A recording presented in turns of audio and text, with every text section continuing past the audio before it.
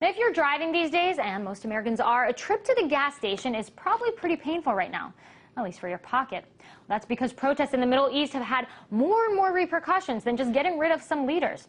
The uncertainty that's fueling more and more countries in the region to take to the streets, also raising the price of fuel. So, at a time when millions of Americans are already having trouble making ends meet, what could this mean for the economic recovery and also for Barack Obama's political future? Well, the publisher of the Trends Journal, Gerald Celente, is talking to us from New York for more. Gerald, thanks for coming on. So let's talk about this surge in oil prices. Some are predicting it could go as high as $200 a barrel. What's your assessment?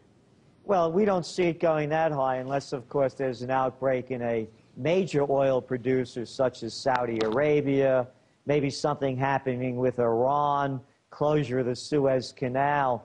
But what we're looking at really is very reminiscent of the late 1970s, 1979, when the Iranian crisis broke out. Because there's another element in this that's important. It's inflation. And what we're looking at, as we look back in the 70s, it was high inflation plus the Iranian crisis, an oil spike. You have the same thing going on now. Oil prices were going up before this happened, and it's because of the devaluation of the dollar. Now, here's where it really gets tricky.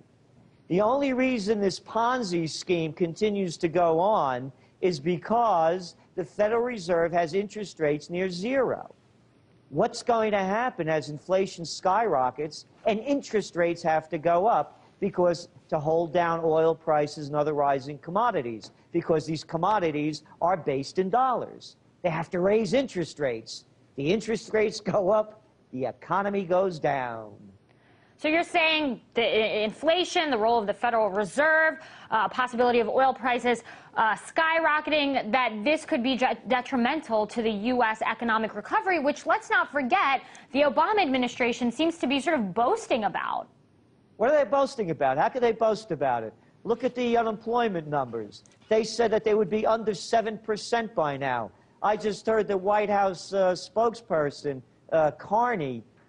Carney, by the way, is an abbreviation. It's the word for carnival man, a carny. He said that he didn't want to talk about how they said it would only be 7%. He didn't want to relitigate history.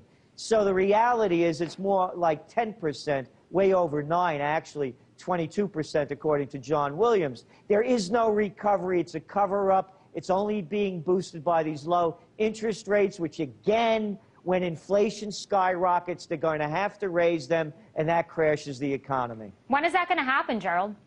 It's difficult to tell, but it's underway now. It's underway when you look at China, India. Other countries are already raising their interest rates because of the fears of inflation. In the U.S., they're cooking the numbers. They're saying we don't have inflation. Oh, food and fuel, we're not going to count that.